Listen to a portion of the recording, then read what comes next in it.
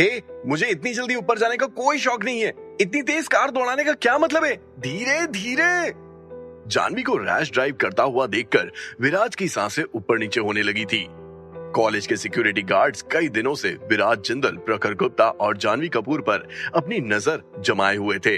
और क्यों नहीं जमाएंगे? आखिरकार इस बिजनेस कॉलेज में अगर कोई विजिटर भी आता था तो या तो सुपर से भी ऊपर रिच होता था या फिर किसी अमीर ज़ादे टाइकून की औलाद।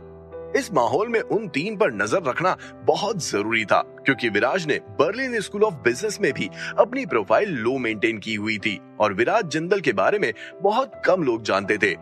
क्या होगा अगर कल को वापस से जानवी के साथ हर्षल राजवर्धन सिंह जैसा हादसा हो? क्योंकि इस कॉलेज में एक से एक अमीर सनकी थे, इसीलिए सिक्योरिटी गार्ड्स विराज, प्रखर और जानवी का कुछ खास ही ध्यान रखते थे। रही जानवी की बात, तो जब से उसके साथ हर्षल राजवर्धन सिंह वाला हादसा हुआ, उसके बाद से विराज ने उसे कार से बाहर उतरने से भी मना कर दिया था। विराज और प्रखर इस कॉलेज में पढ़ने आए थे, ना कि अमीरों से लड़ाई करने। वो कहते हैं ना, सावधानी हटी दुर्घटना घटी। जानवी कपूर के साथ भी कुछ ऐसा ही था। वैसे जानवी को विराज की बात मानने में जरा भी तकलीफ नहीं होती थी और जैसे विराज बोलता वो वैसा ही करती थी। शायद यही वजह थी कि वो इतने दिनों से वो किसी दूसरे अमीरजादे की नजरों से बचती आ रही थी। जानवी और प्रखर विराज को मुंबई शहर के बिजनेस ब्यूरो ले जा रहे थे, जो बर्लिन स्कूल ऑफ बिजनेस से थोड़ा दूर था। लेकिन जानवी की रैश ड्राइविंग के चलते उन्होंने ये सफर सिर्फ 30 मिनट में पूरा कर लिया था और बिजनेस ब्यूरो के गेट के सामने खड़े हो गए थे। तुम दोनों अंदर जाओ, मुझे वॉशरूम जाना है, मैं बाद में आता हूँ। पूरे रास्ते विराज जानवी और प्रखर को समझाता रहा कि उसे लीगल पर्सन बनने का कोई शौक नहीं है, लेकिन दोनों में से किसी ने भी उसकी नहीं सुनी। कार से उतरकर विराज ने दूसरा प्लान रचा और अपने टॉयलेट वाले बहाने को बाहर लेकर आया, इस उम्मीद के साथ कि कम से कम इस बहाने से तो उसे राहत मिलेगी। लेकिन प्रखर गुप्ता ने विराज का ये प्लान भी बर्बाद कर दिया था। अब विराज जिंदल के पास कोई चॉइस नहीं बची थी। जानवी और प्रखर के साथ वो एक लीगल पर्सन की तरह बिजनेस ब्यूरो के कमरे में पहुंच गया था। कमरे में काफी भीड़ थी, लोगों की लंबी लाइन लगी हुई थी और ऐसा लग रहा था जैसे यहाँ पर बहुत समय लगने वाला था। लेकिन ब्यूरो के लोग काफी एफिशिएंट थे। बहुत जल्दी जानवी, प्रखर और विराज का नंबर आ गया था। लीगल पर्सन का रजिस्ट्रेशन वॉलंटरी होता है, क्या आप लोग इस बात को जानते हैं? कहीं ऐसा तो नहीं है कि फाइनेंशियल क्राइसिस के चलते किसी पर भी इस बात का दबाव बनाया जा रहा है? ये कानूनन अपराध है। विराज के एक्सप्रेशन और उसकी शक्ल देखकर स्टाफ वालों को कुछ अजीब लग रहा था और ये तो सच था कि जानवी और प्रखर जबरदस्ती विराज को रजिस्ट्रेशन के लिए लेकर आए थे। इसीलिए विराज के हाव भाव बहुत ही अजीब थे और स्टाफ वालों का शक करना लाजमी था। हाँ सर, हम सब कानूनी दांवपेच जानते हैं। हम तीनों दोस्त हैं और ये कंपनी इसकी है, लेकिन ये चाहता है कि इसकी कंपनी के हम लीगल पर्सन बने। ये कंपनी हमें देना चाहता है। अब आप ही बताइए कि ये कैसे हो सकता है? इसीलिए इसे जबरदस्ती लेकर आए।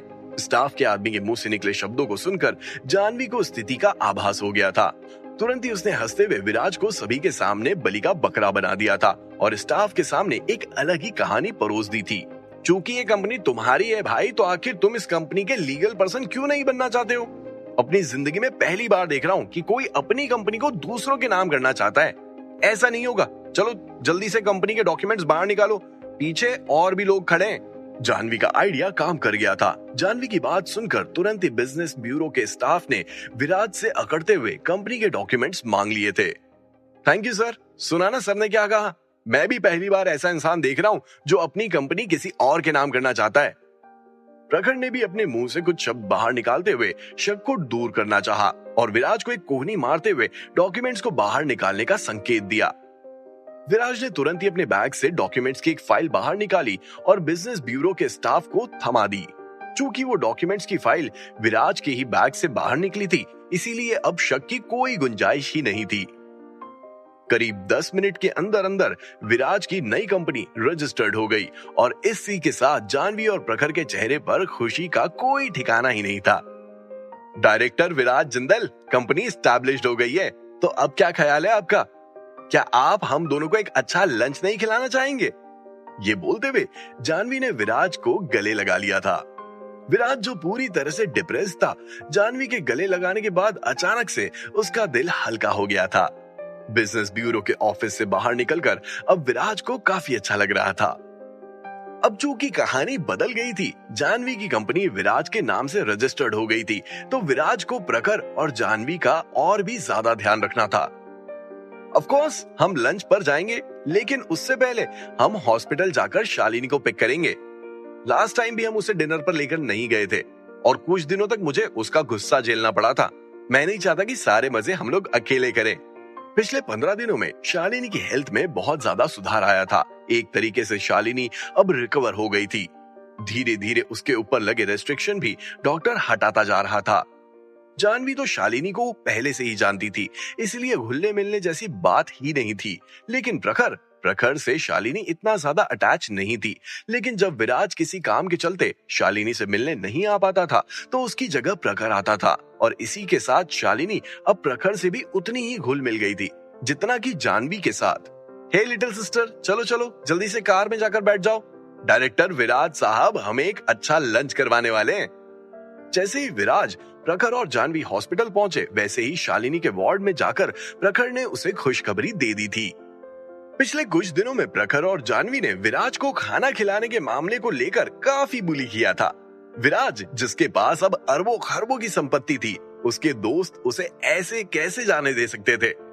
लेकिन पिछले 13 सालों के हार्ड वर्क को विराज अभी भी नहीं भूला था। विराज ने जानवी और प्रखर को उनके कहने पर खाना तो खिलाया, लेकिन किसी महंगे रेस्टोरेंट में नहीं, बल्कि सड़क के किनारे खाने के स्टॉल्स पर, जहां पर वो पहले खाना खाया करता था। हालांकि जानवी को वो जगह पसंद तो नहीं आती थी, लेकिन खाने के स्वाद के मामले में वो जगह एक नंबर थी। किसी भी महंगे रेस्टोरेंट के मुकाबले रोड साइड स्टॉल्स के खाने का स्वाद ज्यादा जायकेदार था।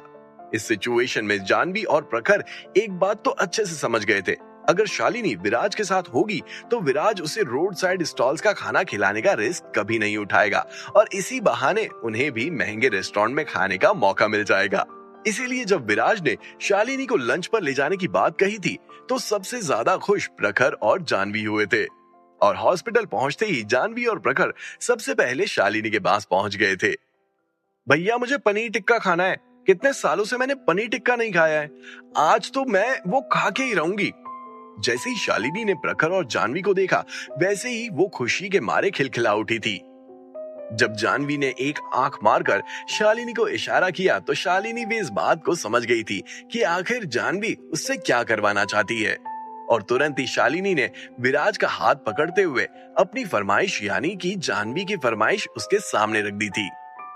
मैंने डॉक्टर याशिका से पहले ही पूछ लिया है अबाउट डेयरी प्रोडक्ट्स। उन्होंने कहा है कि मैं खा सकती हूँ, बस हद से ज्यादा बाहर नहीं खाना है। जब शालिनी ने देखा कि विराज के चेहरे पर अचानक से सवालिया निशान आ गए हैं, तो शालिनी को लगने लगा कि क्या विराज पनीर टिक्का के लिए मानेगा या नहीं।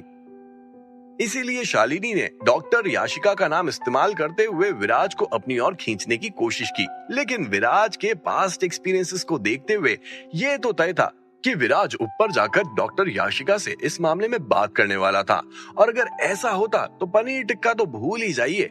लेकिन असल में ऐसा नहीं हुआ। विराज इस मामले की तह तक जाने के बिल्कुल भी मूड में नजर नहीं आ रहा था और अपनी बहन के इस बर्ताव को वो एक्सेप्ट कर चुका था। उसके बाद क्या था, विराज, शालिनी, जानवी और प्रखर सीधा एक अच्छे रेस्टोरेंट की तरफ निकल पड़े थे। रास्ते में जब एक रेस्टोरेंट पर विराज की नजर पड़ी, तो विराज ने कार को पार्किंग में लगा दिया था। ये कैसा रेस्टोरेंट है? यहाँ पर बिल्कुल भी भीड़ नहीं है, ऐसा लगता है कि यहाँ खाना अच्छा नहीं है, कहीं और चलते हैं। जब शालिनी की तरफ से ये सब सुनने को मिला, तो विराज का चेहरा भी अचानक से उतर गया था। लेकिन जानवी और प्रखर उस रेस्टोरेंट से नहीं जाना चाहते थे।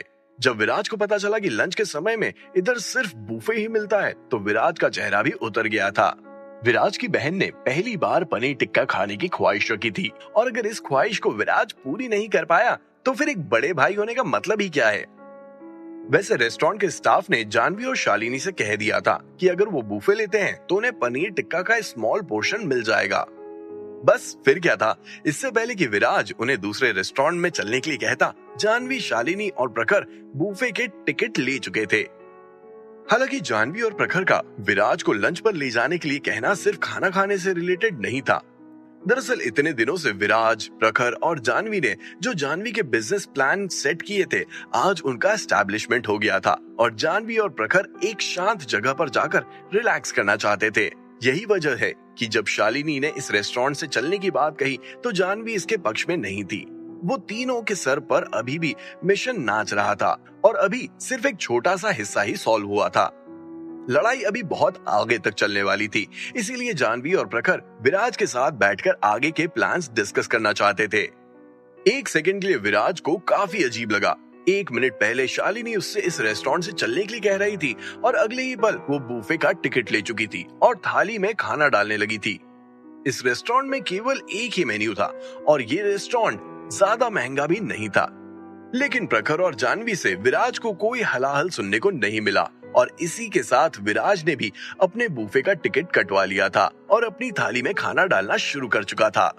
क्या विराज को जानवी और प्रखर के इस रेस्टोरेंट में आने का असली कारण पता था? क्या जानवी, प्रखर और विराज तीनों बैठकर अब अगले प्लान पर चर्चा करने वाले थे या फिर उनकी चर्चा को बहुत जल्दी कोई भंग करने वाला था? क्या इस रेस्टोरेंट में भी विराज किसी से दुश्मनी लेने वाला था? आखिर मुंबई शहर में विराज के इतने दुश्मन घूम रहे थे, क्या किसी दिन विराज बड़ी मुश्किल में फंसने वाला था?